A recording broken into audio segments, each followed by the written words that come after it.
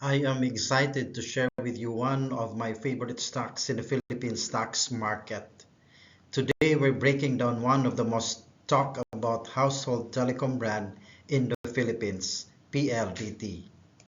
Whether you're brand new to investing or you're researching reliable dividend stocks, this video will help you understand what PLDT is, how it has performed financially, the dividend track record, key business challenges, and whether it could be a good investment for you.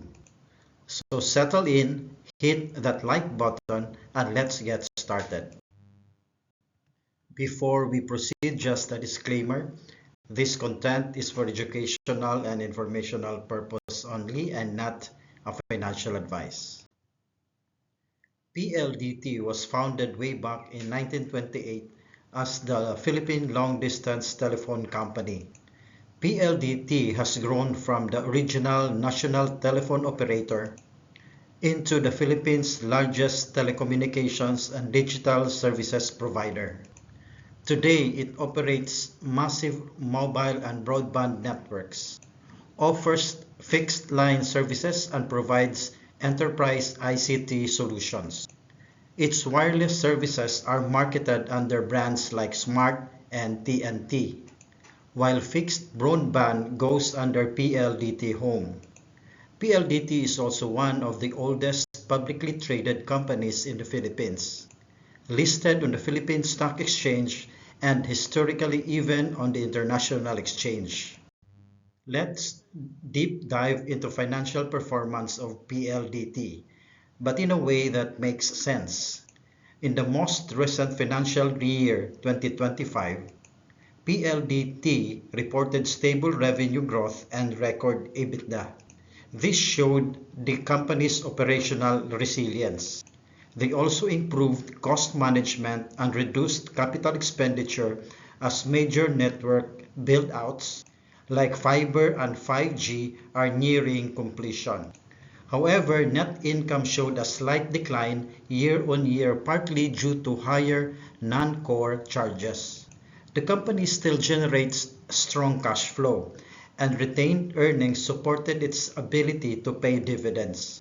So what does that mean in simple terms? Number one, revenue is growing slowly, stable but not explosive.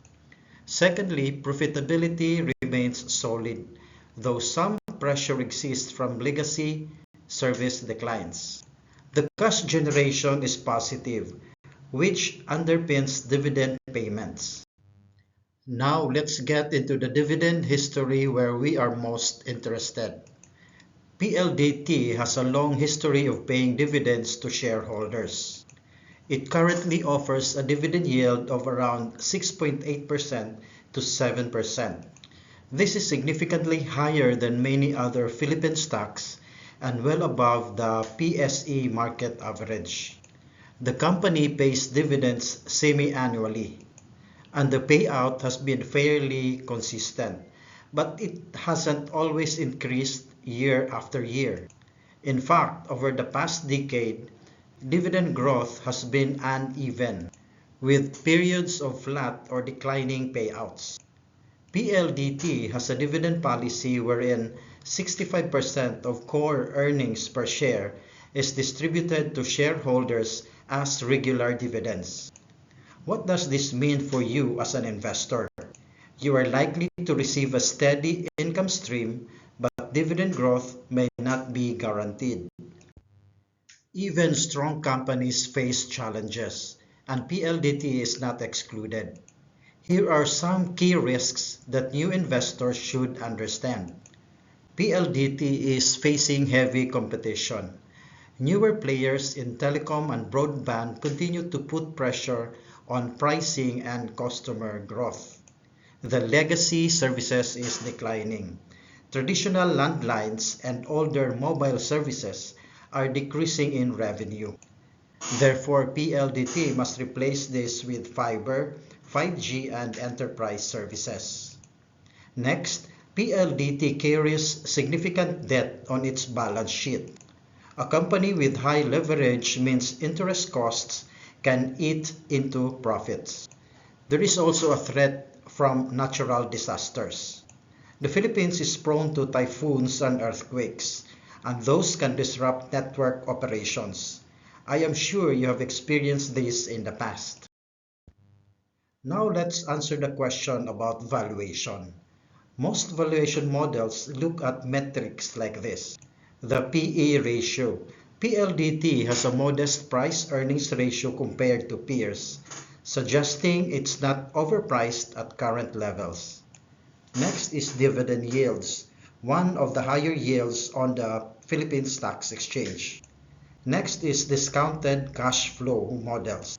Some independent analysis suggests PLDT may be trading below its intrinsic value, offering potential upside. Though this does not guarantee gains, but some analysts believe the current price underestimates long-term earnings power. So will PLDT be a good fit for you? Let me share with you these highlights. Number one, dividend investors, those seeking regular cash income, or next, long-term holders. These are the investors who are patient and believe in telecom demand. And last are the value seekers, those looking for companies trading below intrinsic value models. But, and this is important, if you're seeking fast, high growth like tech startup, PLDT might not be your best match. This is more of a staple, slow growth, income-oriented company. So let's summarize. PLDT is a long-established market-leading telecommunications giant. Second, it generates stable revenue and cash flow.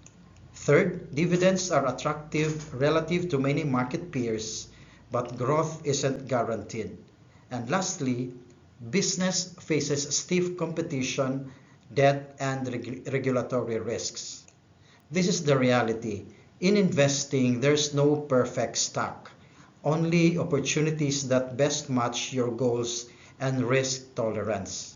So you need to do your research to ensure you are a perfect match to your stock choices. If this video helps you understand PLDT better, from its history to financials to dividends, do me a favor. Hit that like button, comment below what stock you want me to analyze next, and subscribe if you're serious about learning how to invest smarter, not just guess smarter. And remember, always know your risk tolerance and consider talking to a financial advisor before making big decisions. Thanks for watching and see you in the next video.